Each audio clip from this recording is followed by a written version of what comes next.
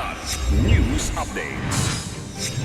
Mga balita ngayon, MILF commander patay sa ambush sa bar. 2 dayuhan arestado sa hiwalay na operasyon dahil sa panggugulo sa NAIA. Mga bagong opisyal ng NTF-ELCAC Papro nanumpa kay PBBM.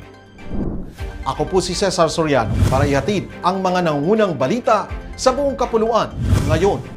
Patay ang isang commander ng Moro Islamic Liberation Front o MILF matapos tambangan ng hindi pa nakikilalang armado sa Tugunan Special Geographic Area ng Bangsamoro Autonomous Region in Muslim Mindanao o SGA BARM noong Abril 22. Kinilala ang biktima na si Abdul Magid Haji Ali, kilala bilang Commander King Sada. Ayon sa ulat, kagagaling lamang niya sa isang Islamic seminar ng pagbabarilin bandang tanghali. Nagtamo siya ng maraming tama ng bala at agad nasawi habang tumakas ang mga sospek. Patuloy ang investigasyon sa motibo at pagkakakilanlan ng mga salarin habang nananawagan ng hustisya ang pamilya.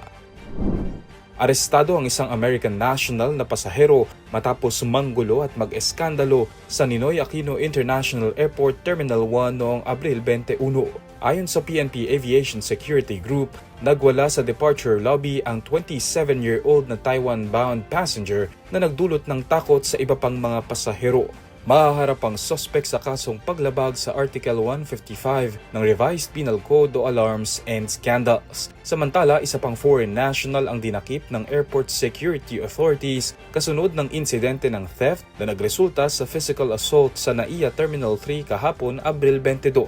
Ayon sa ulat, rumesponde ang otoridad sa food hall ng terminal matapos isuplong ang banyaga na kumuha umano ng pagkain ngunit hindi nagbayad. Nauwi sa pisikalan ng insidente nang pumalag ang suspect sa responding officer. Agad siyang dinala sa NAIA Police Station 3 para sa investigasyon.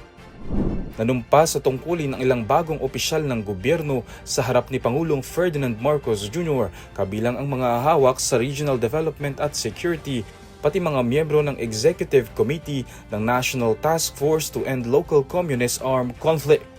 Kasunod nito, pinangunahan ng Pangulo ang ika-9 na NTF-ELCAC Executive Committee meeting sa Malacanang kung saan tinalakay ang estado ng Barangay Development Program. Tinalakay din ang mga hakbang ng pamahalaan para sa reintegration at mga panukalang batas na may kinalaman sa usaping pangkapayapaan. Samantala, nanumpa na rin si dating DILG Secretary Mel Senen Sarmiento bilang bagong Presidential Advisor on Peace, Reconciliation and Unity kapalit ni Carlito Galvez na nagbitiw sa pwesto kamakailan. Inaasahang tututok siya sa peace talks at sa pagbabalik loob at rehabilitasyon ng mga dating rebelde. Para sa Kidlat News Channel, ako si Renzel Lenon, nag-uulat. Ako po si Cesar Soriano, kasama nyo sa bawat pagputo ng balita.